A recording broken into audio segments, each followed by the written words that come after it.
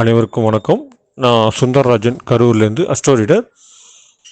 இப்போது 7:30 சனி இன்னைக்கு வருது, காலையில் வருது, சாயந்தரம் வருது, இல்லை இன்னைக்கு சனி பயிற்சியே இல்லைன்னு நிறைய பேர் சொல்கிறாங்க. இது அவங்களோட பஞ்சாங்க முறைகள், பார்க்குற முறைகள். இது நம்ம அந்த பக்கம் போக வேணாம்.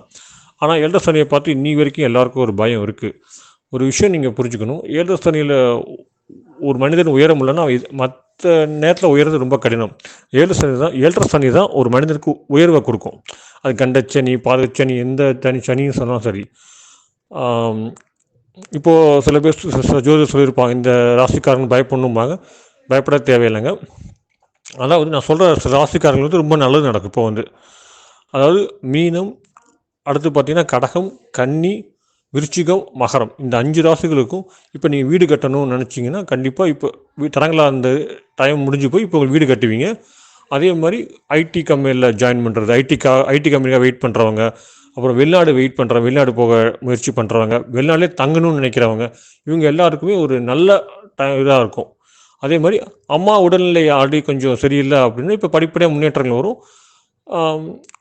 அதே மாதிரி அம்மாவோட உடல்நிலை நல்லா இருந்தப்போ இப்போ கொஞ்சம் உடம்பு முடியாமல் போகும். அது மாதிரி தான். அதே மாதிரி உங்களுக்கும் வயிறு சம்மந்தப்பட்ட பிரச்சனைகள் வரும். ஏன்னா எந்த கிரகமே நல்லதும் கெட்டதும் கலந்து தான் பண்ணுமே தவிர நல்லது மட்டுமே பண்ணுற கிரகங்கள், கெட்டது மட்டுமே பண்ணுற கிரகங்கள் கிடையவே கிடையாது. அதனால் 7:30 சனியை பார்த்து நீங்கள் பயப்பட தேவையில்லை. ஓகேங்களா?